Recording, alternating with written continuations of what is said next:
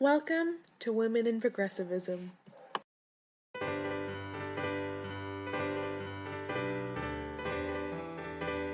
Today, we will be analyzing the roles that women played in the Progressive Era reforms from the 1880s through 1920s. What is progressivism? To give you some context, the Progressive Era was a period in American history that took place in the early 20th century that witnessed the formation of initiatives to fight political and commercial corruption and find solutions to social problems in areas such as public health, labor, and education. Specifically, there were four main goals that the Progressive Era attacked. This includes promoting social welfare, promoting moral improvement, creating economic reform, and fostering industrial efficiency. Though suffrage, which means the right to vote, constituted just one part of the wider efforts of women reformers during the Progressive Era, it was considered symbolic of the broader struggle for recognition of women's rights. So women were a major part in the Progressive Era, and that's what we're going to be talking about today. So first off, we're going to be talking about women in politics. So the big idea during this time period was that men dominated federal, state, and local electoral politics, but women were often active in pressuring politicians for a range of reforms. So another big theme during this time was that women linked the ballot to traditional roles of women and the extension of women's influence to improve public life.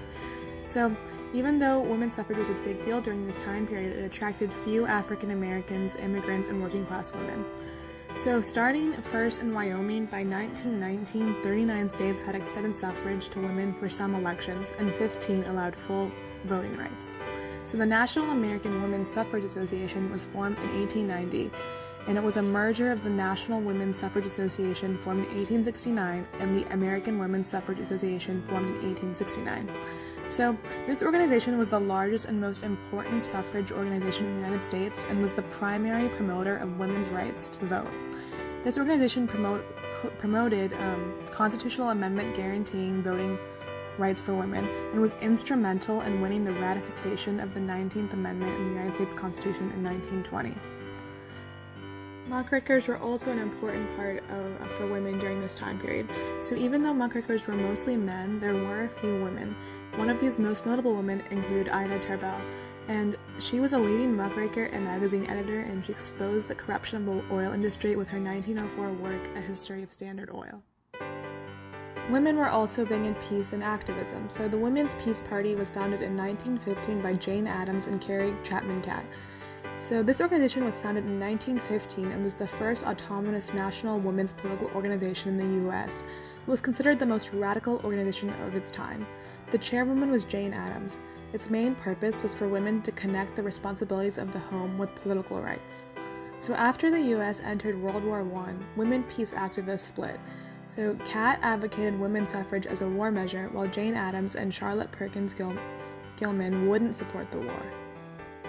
This brings us to women and social reform. So the temperance and prohibition movement was something really significant for women during this time period. So women's involvement seemed natural since the movement targeted men's alcohol abuse and how it harmed women and children.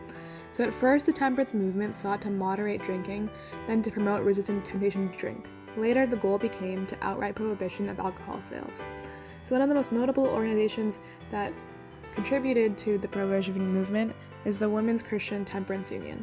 So this was an organization that advocated the prohibition of liquor that spread rapidly after 1879, when charismatic Frances Willard became its leader. More importantly, it launched tens of thousands of women into public life and was the first nationwide organization to identify and condemn domestic violence. So in addition to the Women's Christian Temperance Union, women were also active in the Anti-Saloon League, which advocated for prohibition and the 18th Amendment. So settlement houses and social work. So women worked for a range of social, economic, educational, health, sanitation, and labor causes. So a settlement house is where immigrants came to live upon entering the U.S. Instruction was given in English and how to get a job, among other things. The first settlement house was the Hull House, which was opened by Jane Addams in Chicago in 1889. These centers were usually run by educated middle-class women. The houses became centers for reform in the women and labor movements. So as far as civil rights goes, African American women joined the National Association of Colored Women, founded in 1896, where Mary Church Terrell was the first president. This organization worked towards anti-lynching, anti-segregation, and worked to improve local communities. Another notable part of the civil rights movement includes the National Association for the Advancement of Colored People, also known as the NAACP. Ida B. Wells, as well with other people such as Barnett, Terrell, and Adams, helped found and worked with the National Association for the Advancement of Colored People, and specifically worked towards anti-lynching campaigns. So Margaret Sanger, you're going to want to remember this name. So Margaret Sanger is an American birth control activist, sex educator, writer, and nurse. She opened the first birth control clinic in the United States and was the founder of Planned Parenthood. So other noteworthy points include the anti-prostitution movement. So this included the Mann Act of 1910. This is also known as the White Slave Traffic Act of 1910. So this act further regulated interstate and foreign commerce by prohibiting the transportation for immoral purposes of women and girls and for other purposes. So another big theme during this time was the assimilation of Native Americans. So a big factor in the Native American assimilation includes Helen Hunt Jackson's book, A Century of Dishonor. So A Century of Dishonor that chronicled the experiences of Native Americans in the United States, focusing on injustices. Something that has continued into our present era today is the formation of Girl Scouts. So in the midst of the Progressive Era, Juliette Gordon Low founded Girl Scouts in 1912 with an emphasis on inclusiveness, the outdoors, self-reliance, and service. Women in labor reform. So first we're going to be talking about the organizations. So the National Consumers League was formed in the 1890s under the leadership of Florence Kelley, and this organization attempted to mobilize the power of women as consumers to force retailers and manufacturers to improve wages and working conditions for women workers. And then another notable organization during this time was the Women in the Knights of Labor, and this organization pushed for equal pay for equal work by men and women. So in 1885, about 10% of the members were women, which was a big deal during this time. And then in 1886, a special department was created within the Knights to investigate female and child labor and women's pay. The last organization we're going to be talking about is the U.S. Department of Labor's Children's Bureau and Women's Bureau. So Julie Lathrop was the first director of the U.S. Children's Bureau in 1912, and she supported the passage of Keating-Owens Act for forbidding interstate shipments of goods manufactured by children under the age of 14. So during this time, the federal government created the Women in Industry Board during the World War I, and it became the Women's Bureau in 1920, which worked for the protection of women's interests in the workforce. So there was pretty big important events that happened in the labor realm. This includes Mueller versus Oregon, and this is a landmark decision by the United States Supreme Court.